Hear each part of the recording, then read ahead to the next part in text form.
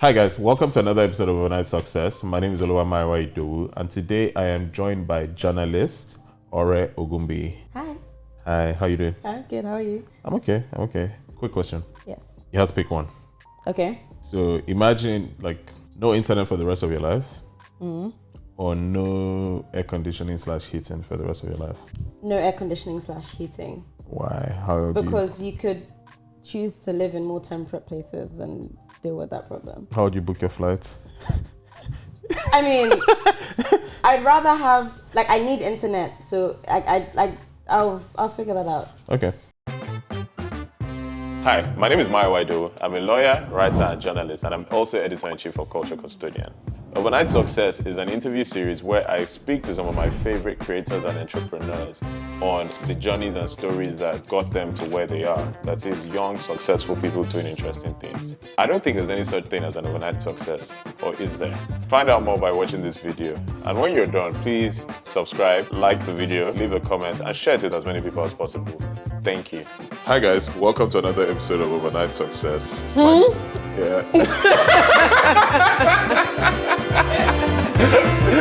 Your dad is obviously a very big presence in your life. He has this very interesting background. You know, his mom was Igbo, right? Yes. And he grew up in Kano. Yes. And so how did that background, how did that kind of shape you growing up?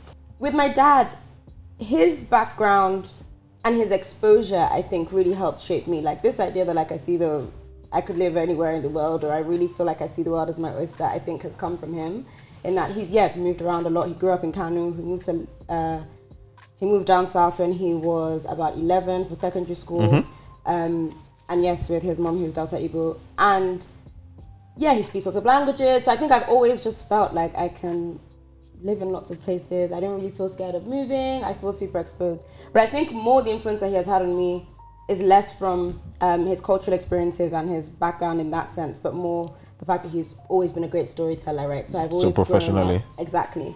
And it's weird because I was saying to someone the other day, I don't think I realized how much professionally he had and has influenced my life until a lot more recently. You're literally doing the same job. I know. It seems super obvious, but also because he didn't want me to be a journalist. This was kind of this was not really the plan, and then I kind of ended up being a journalist. Also, he wasn't initially a journalist. He hasn't been a journalist for since I've been born. So yes, everyone talks about him being a journalist, but you kind of forget that that was his name. And then someone raised it at his birthday, his daughter's following in his footsteps. And I was like, oh yeah. That wasn't planned, but somehow I am following in his footsteps. So it's definitely shaped me, I think, in a lot of more subtle ways as well, but I think the most obvious is more professionally. Okay, so the first time I ever heard anyone speak about you was Mrs. Durand. So you were Mrs. Durand's golden child. He was always talking about this, this Ore girl.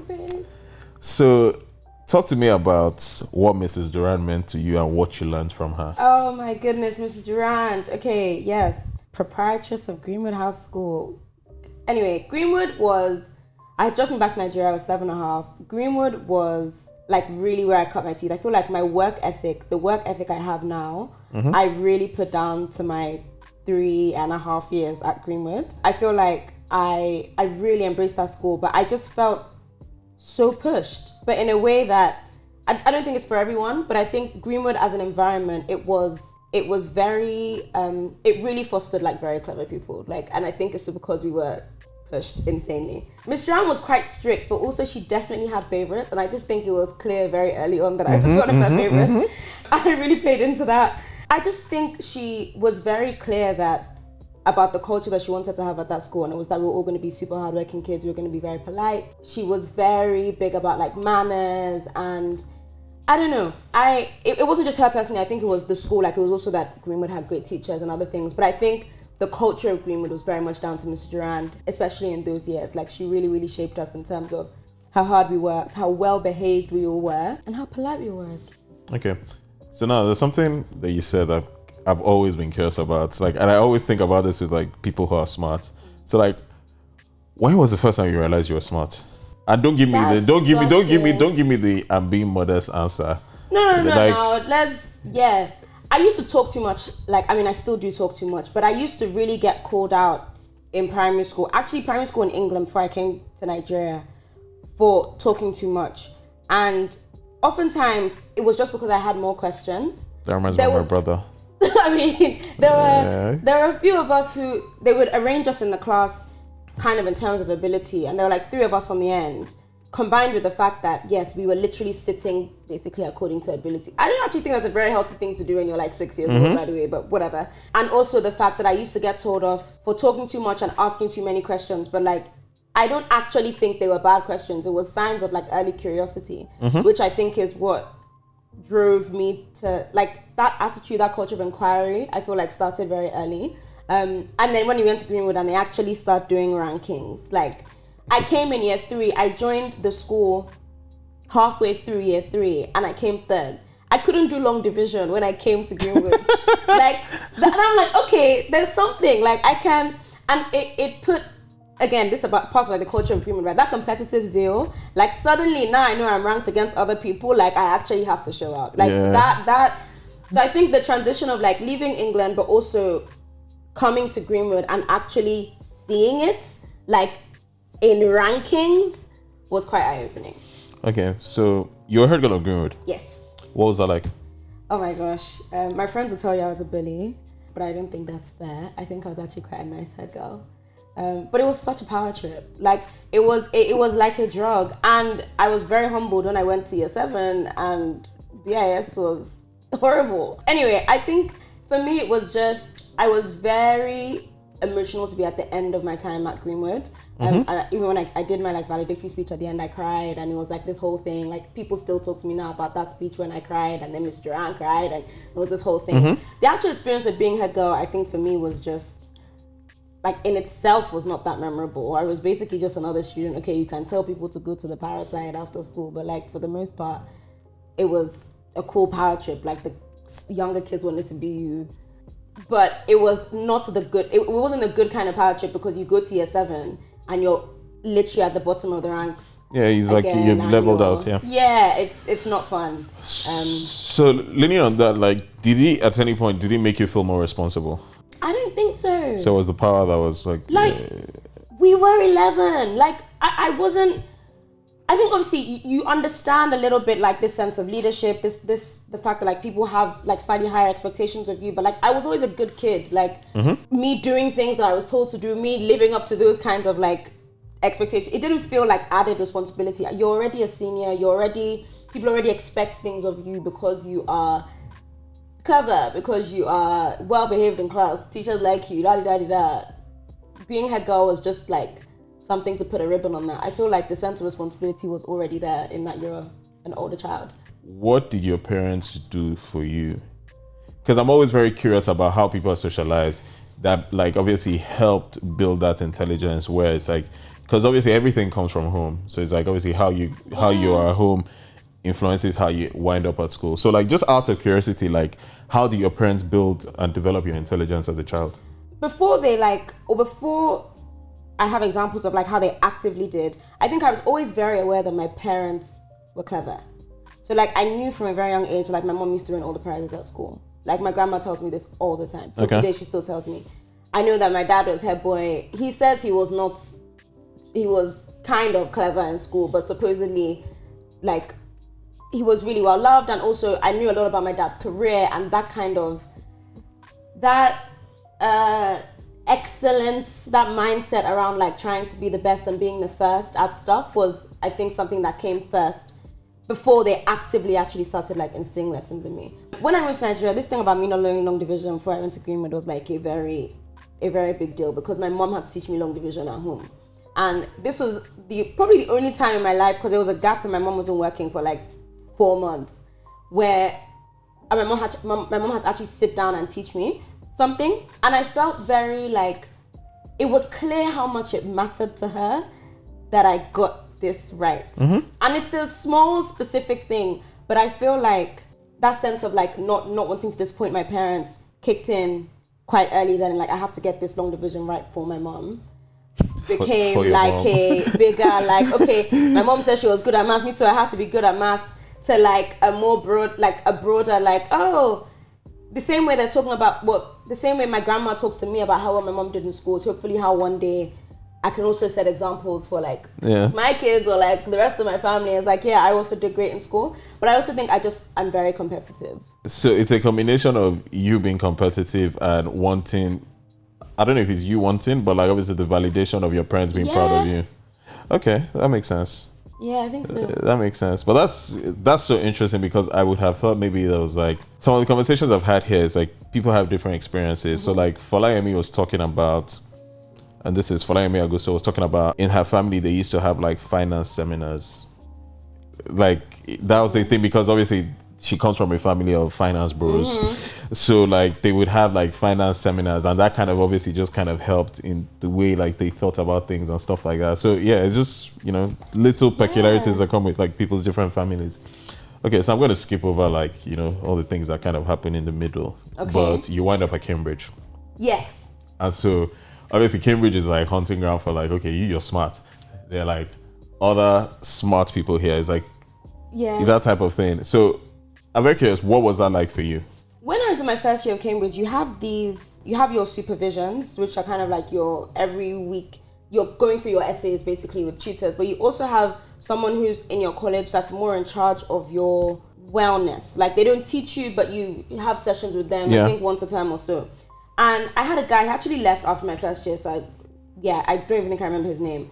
And he was like, look, you can be one of those kids who come here and work your bum off, and I mean, he didn't use those words, and get a first, and it's great because you came here, you did your whole degree and you got a first. But a lot of people only do that, and then don't enjoy the rest of the experience that is Cambridge.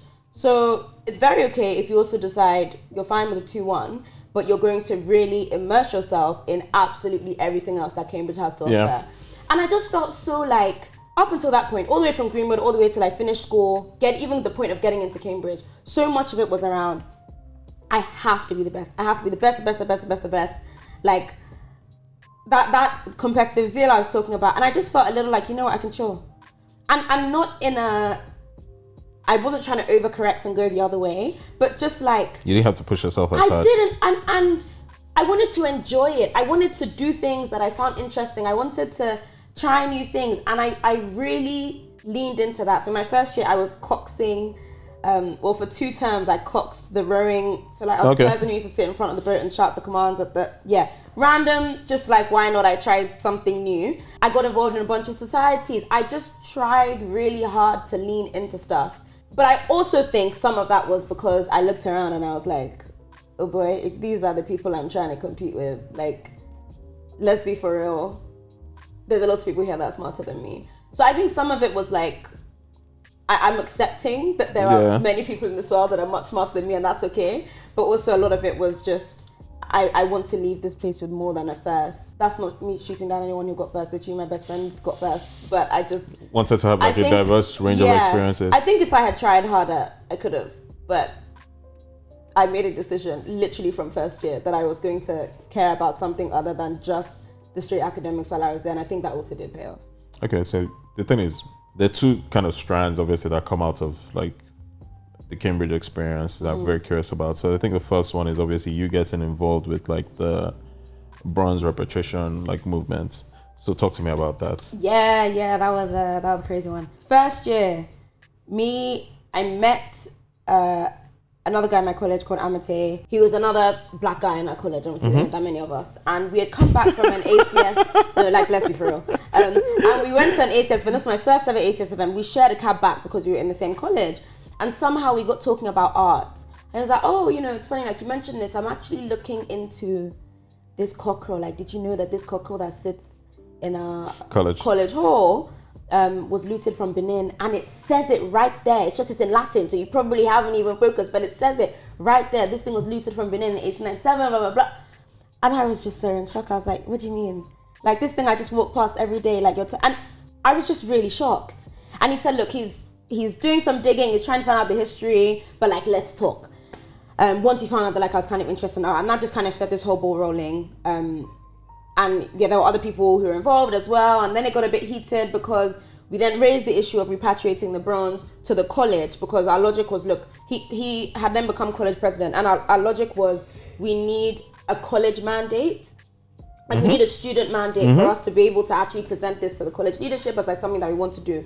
But getting the student mandate wasn't easy because not everyone agreed that it should go back, because the question of who it should go back to, who should be looking after it if it does go back. Also questions around how we worded the proposal were like bitterly fought over. Like people fell out, there were tears, I cried. It was, people were calling, like people were mean. I was like, I'm just one term into this place, like what is going on? But yeah, it was my first kind of foray into a bit of activism.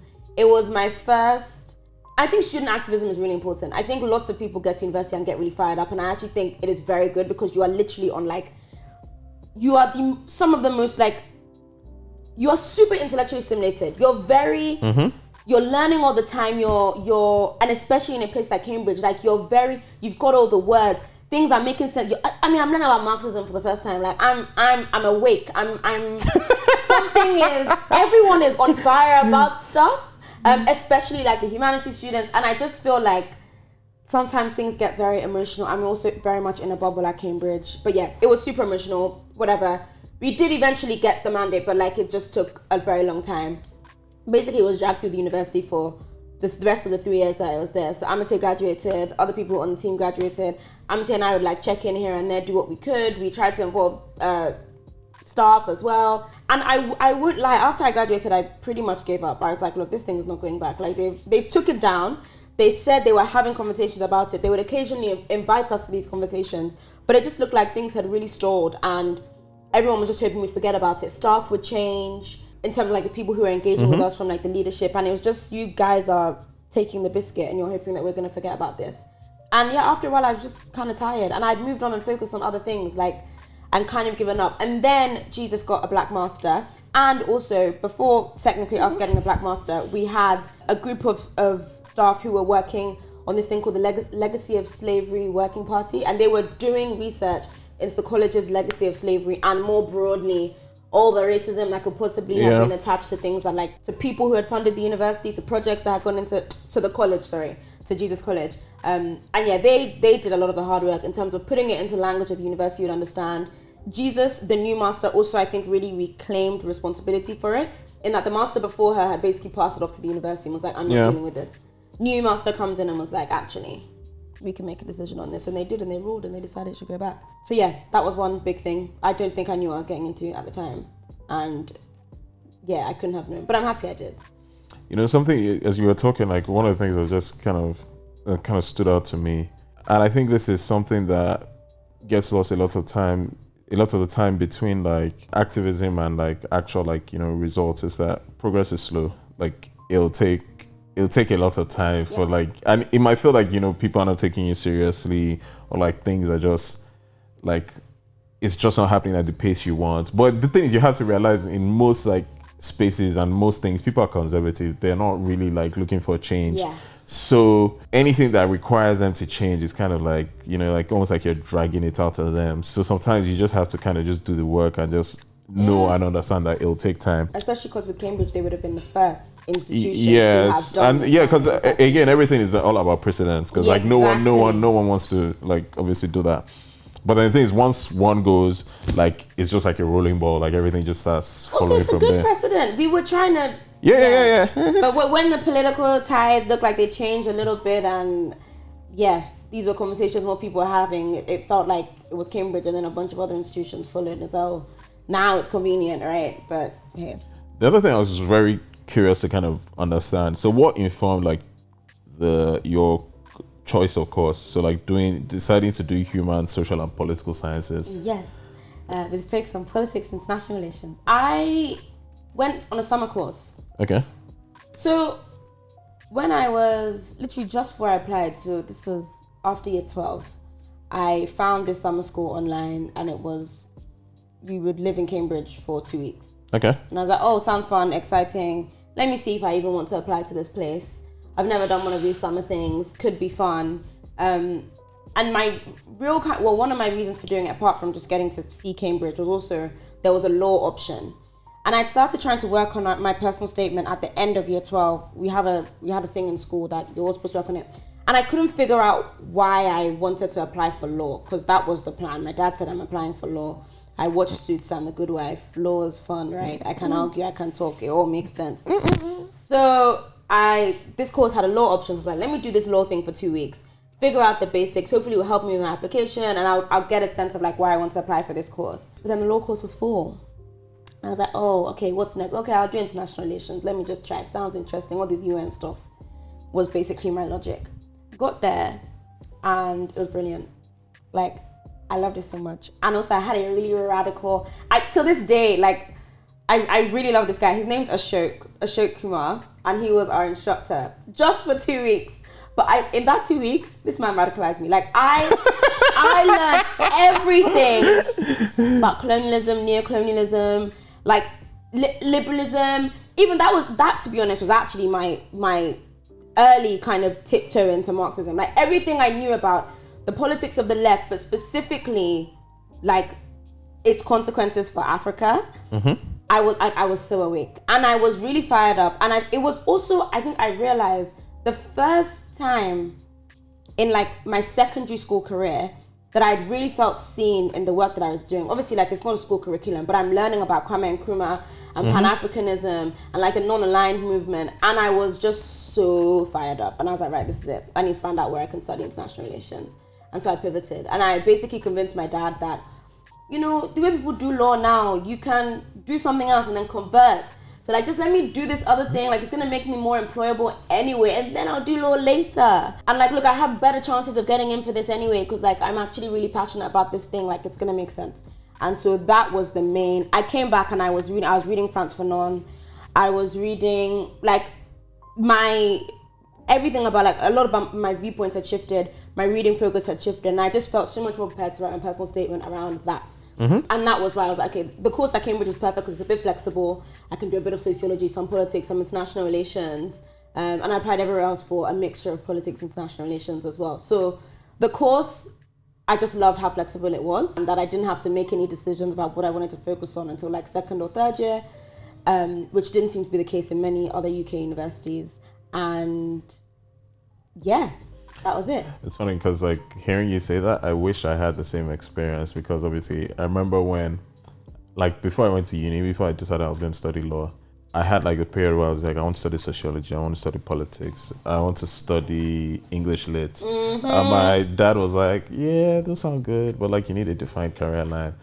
And it's funny because literally my next question for you was going to be literally on my notes is, what happened to the law conversion? Because I know that, I think on your book, the blurb or something, it kind of says that you were planning on doing the law conversion. It's in my it's in the book, Sha. It comes up, this whole back and forth around law. But I know that you never did it. Never did it.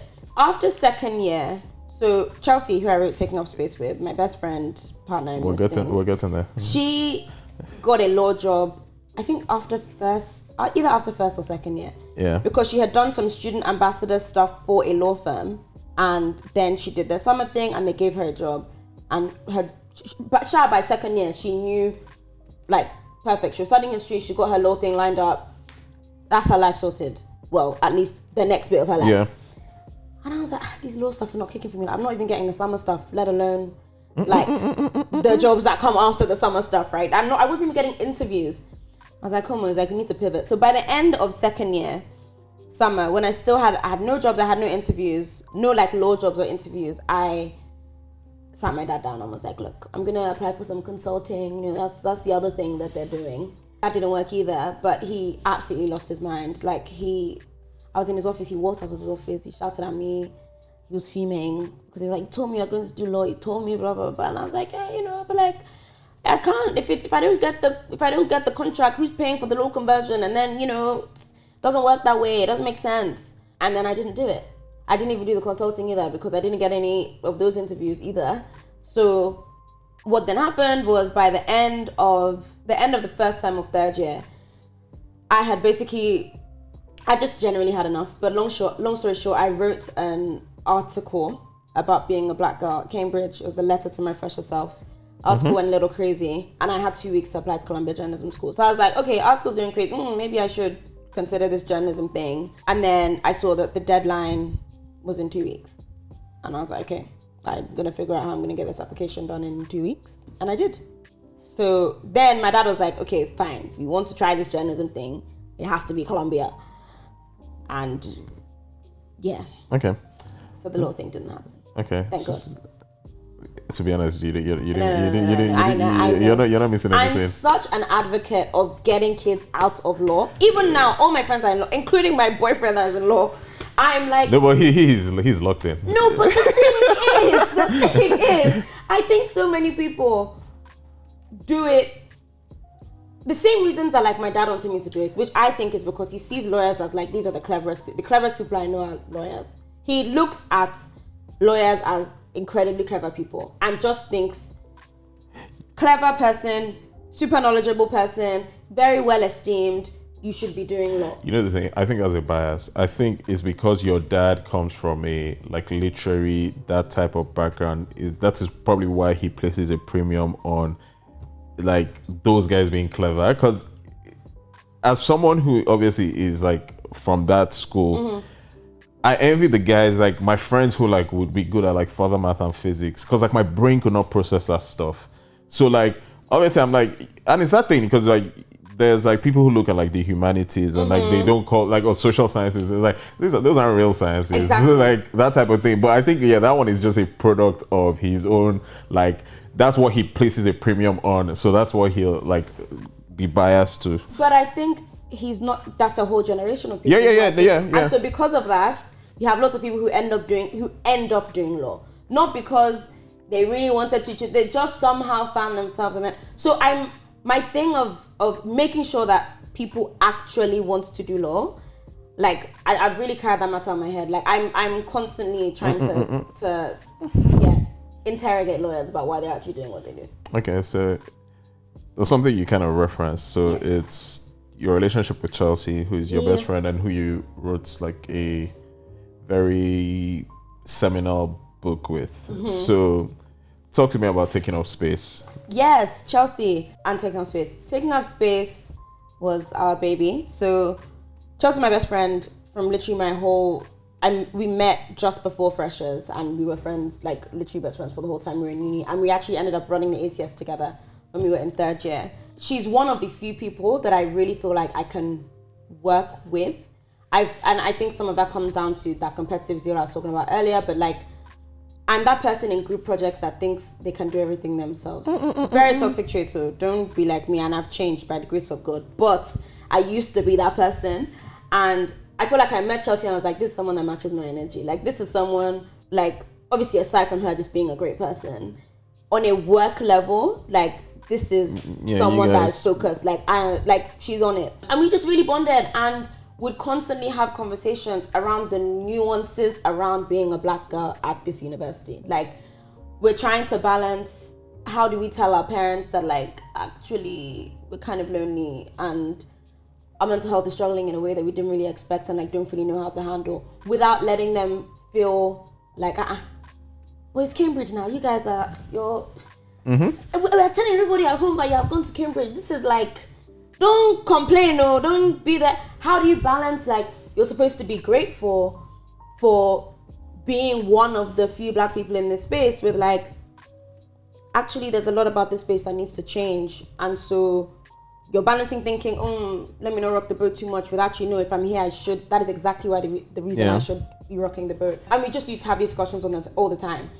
Just immediately after university, we then end up getting a book deal. And it just felt like the conversations were already they were so formed in our minds already, because they're conversations that we've been having for 3 years, that it made sense for us to put them down in book form. Like, we could already figure out what the chapters would be. We already knew that we had to do something around social life. We had to do something around dating. But also we had to really dig into like the curriculum and academia and all these other bigger questions. So yeah, we just got to writing. We didn't have long, but I don't think we needed long in hindsight. We had 6 months for our first draft and we did lots of interviews and we, got it done. Okay. What were the challenges of that process?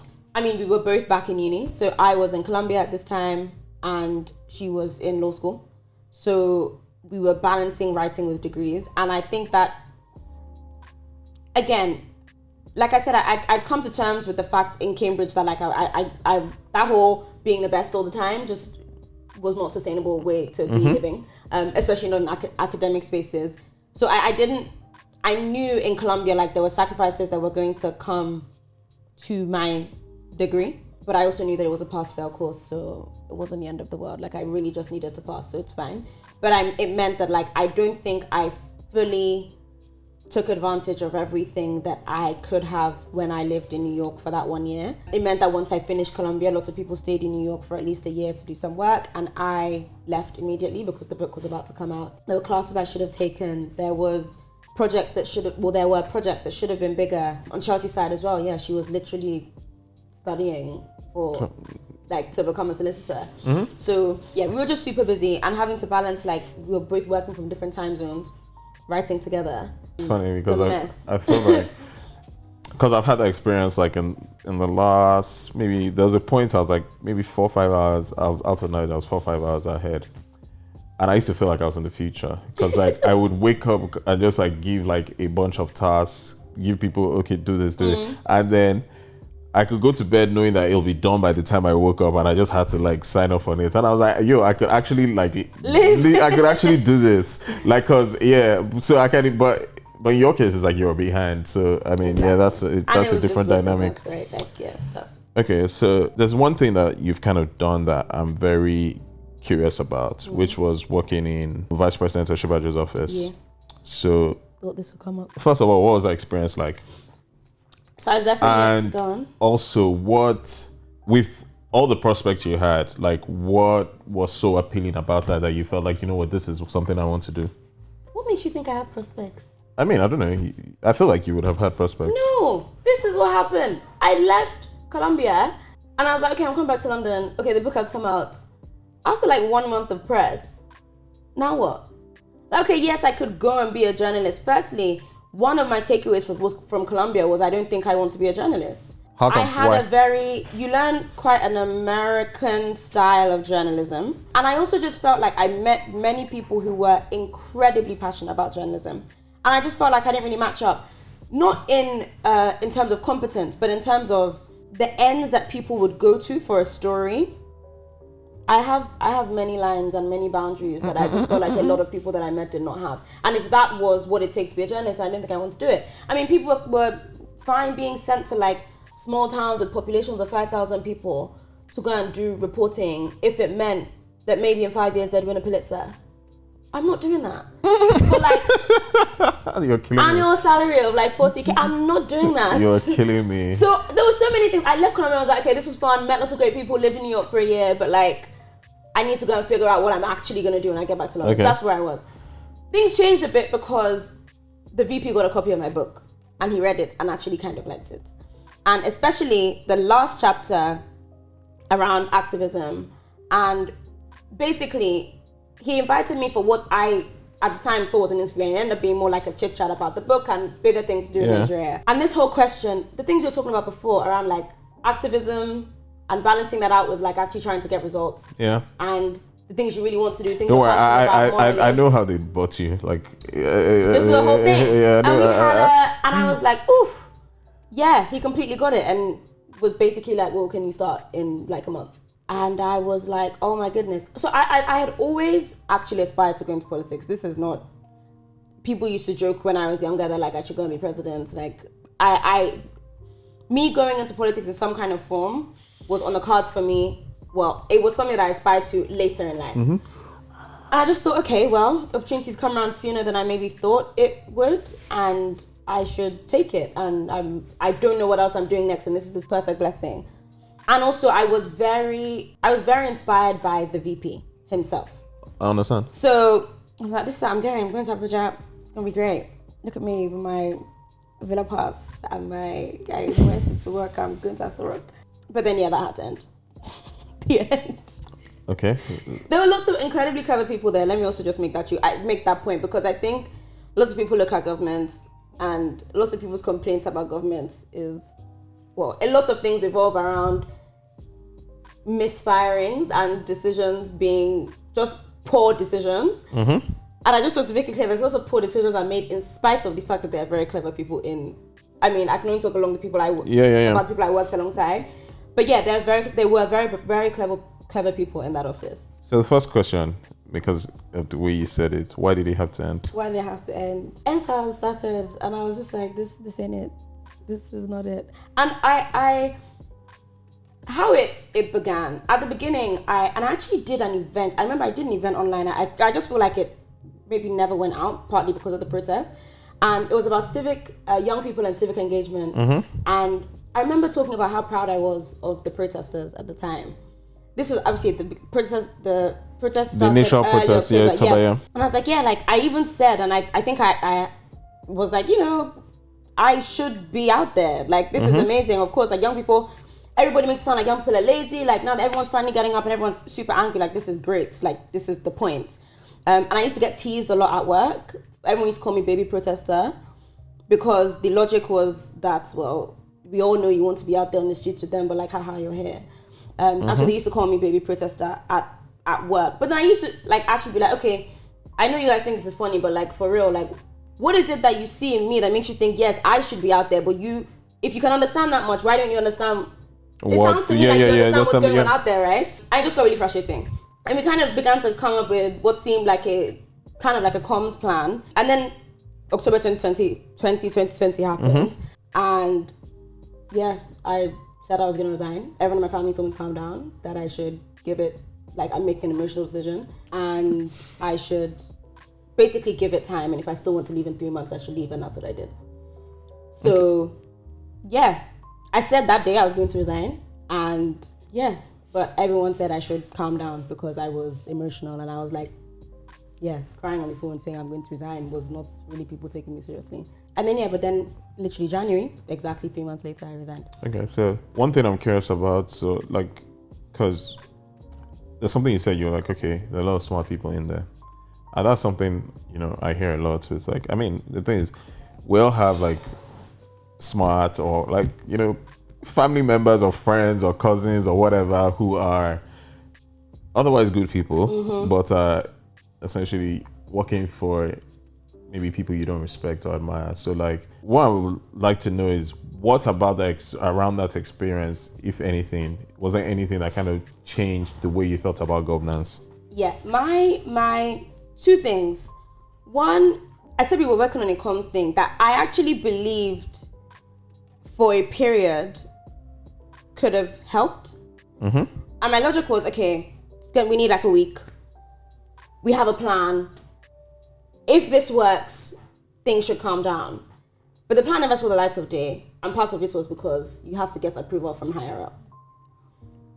And so one thing was I became very aware just with things around that event of how little of an impact I actually could have.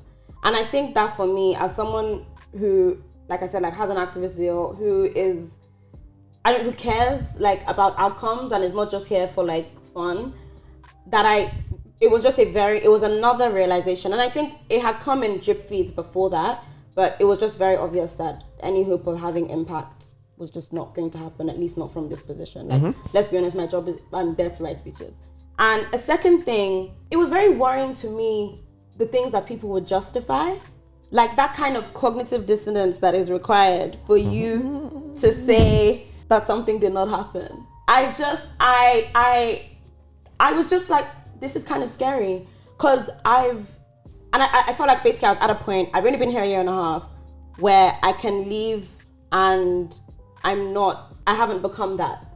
Like I can leave with like knowing that was not me. And I know, don't get me wrong, everybody still accused me of being that person, though everyone still said I justified and whatever. As long as I was part of the government, people were saying horrible things like about me, my family, whatever. But I just felt like this is exactly the point where I had to leave, because if not, I'm going to become one of those people who justify everything that this government does. The problem with that thing is, I think a lot of times it's in the tone of how you try and justify it.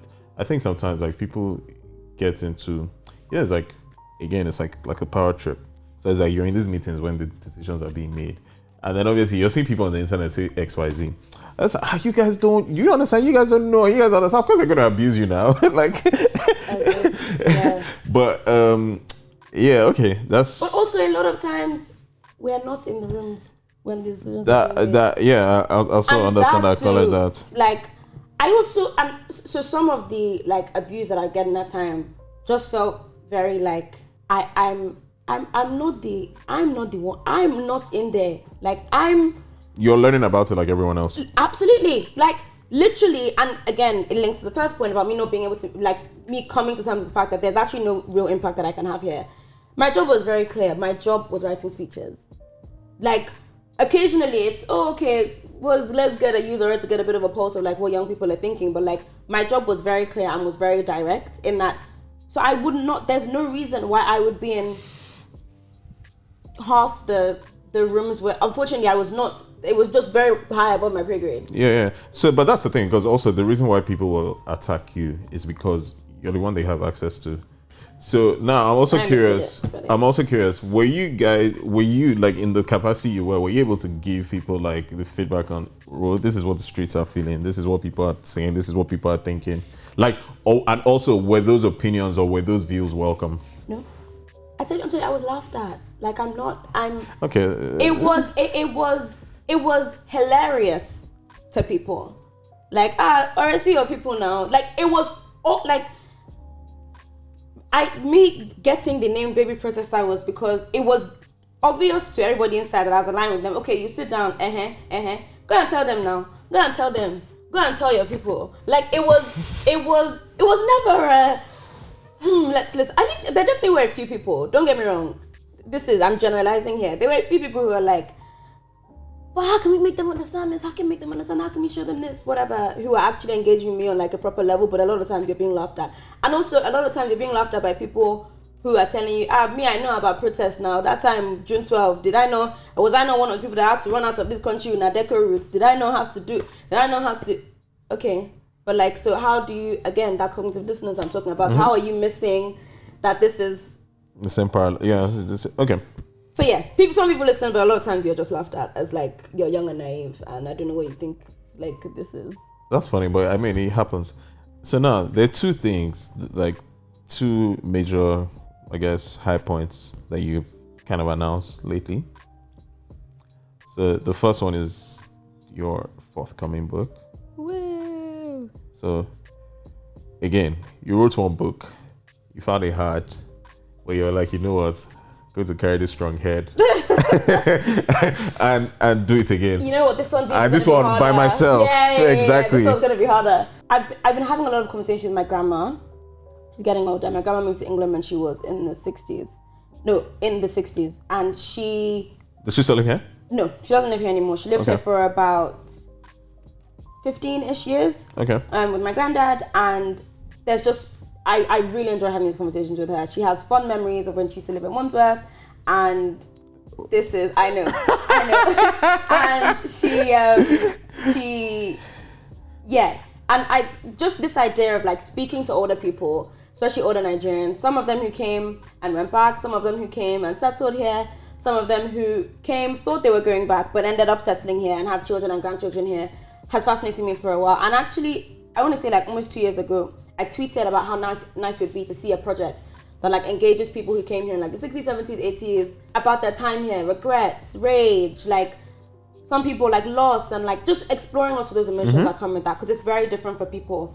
The tweet went a bit crazy. Lots of people were like, oh this person wants to talk, this person wants to talk. I was like, I didn't say I should do it, but like, okay, cool, good to know that so many people are interested. Yeah. Toyed with the idea for a while. Had a chat with a couple historians just to see if like I had legs, if like the idea had legs, because it's not just a collection of stories. Like, what is the arc? What is the time frame? What is the thing the thread that like runs through all these people? Like, what am I actually exploring here? Is this an article? Is this a book? Like, playing with that for a while. It's definitely not an article.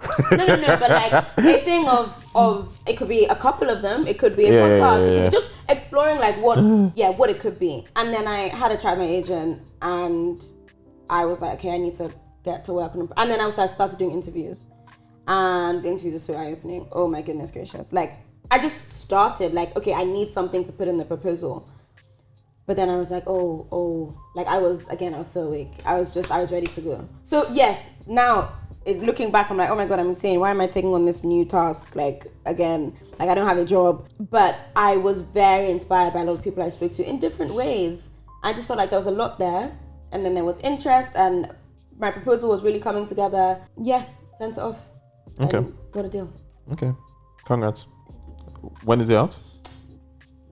It's going to take a while. I'm still writing. I'm still like very early stages. The first draft will not be done until the end of next year. So Okay, so maybe from 2026. I have no clue. Okay.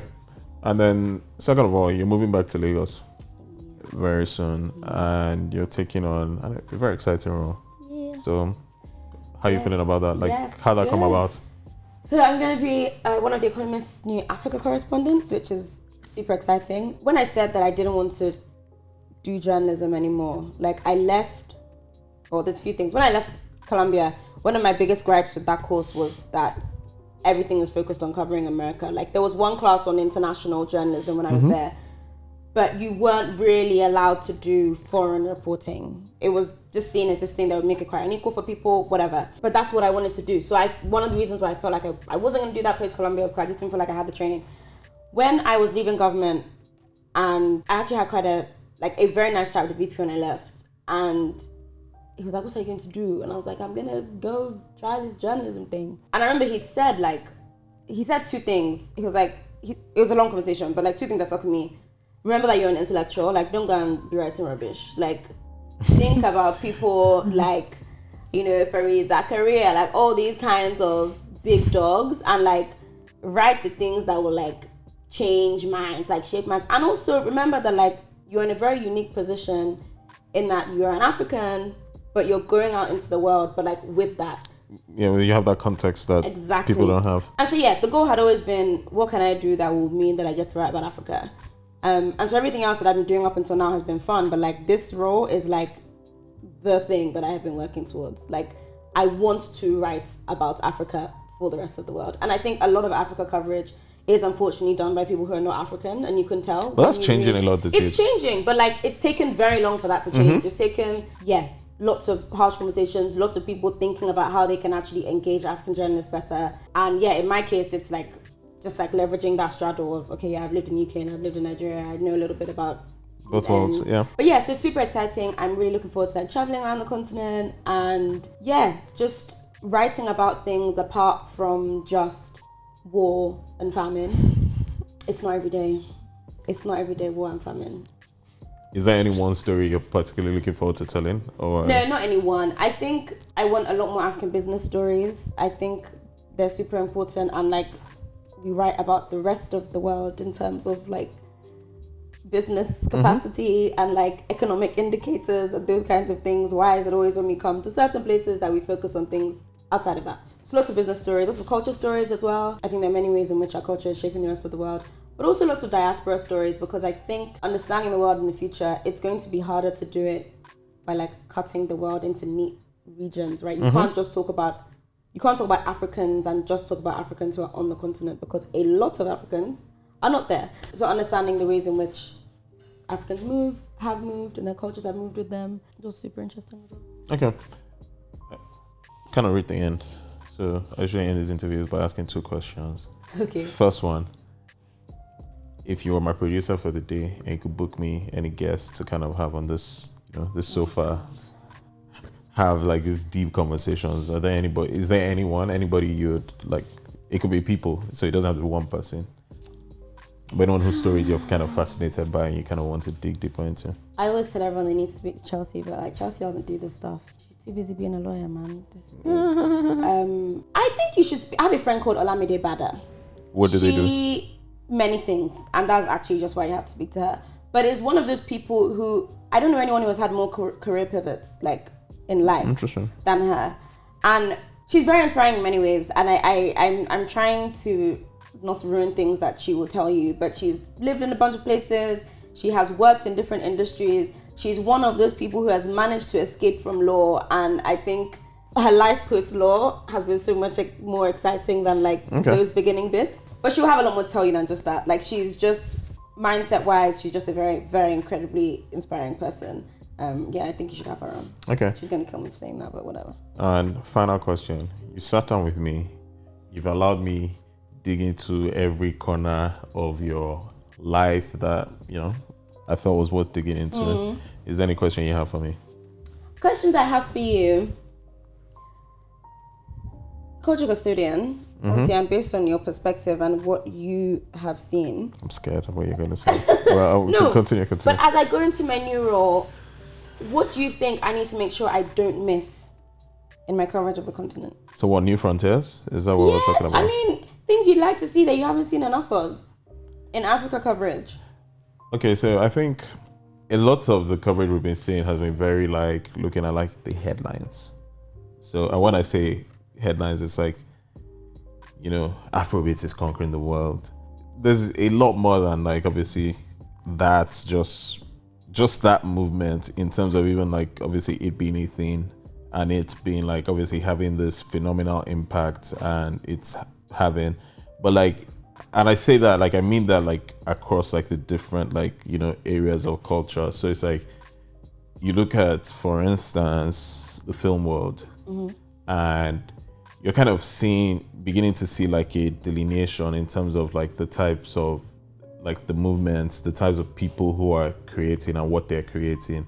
So obviously people use the Nollywood thing as kind of a broad kind of a broad term, but then people are being more experimental with it. So it's you kind of need to, it's for instance, there's an article we're putting out today and it looks at the kind of what YouTube is doing to Nollywood, because right now a bunch of producers and directors are doing cheap things and just putting it up there. Yeah. And obviously that's a phenomenal format, because it's we've gone through the whole streaming thing. Okay, now it's why are people doing this thing? It's kind of obviously looking at the different nuances of the culture in a way that's not the headline thing. But I guess that's also challenging in parts, because trying to get your bosses to kind of sign off on certain things, it's okay, why is this important or why does this matter? But it has to be coverage of stuff that is just more nuanced than what we get on the broadest level. So dig deeper into literature without talking just about Chimamanda. Dig deeper. Yeah, that's why it's there are more obviously there are a lot more people doing different things, and they're just different subplots or different just it might not be as big as certain things, but there are things that are happening that are as big that you basically just have to kind of keep an eye out and just kind of document them. So yeah. Cool. Sounds good. Thanks for having me. Thank you, Aura. Thanks guys for watching. Catch you this time next week.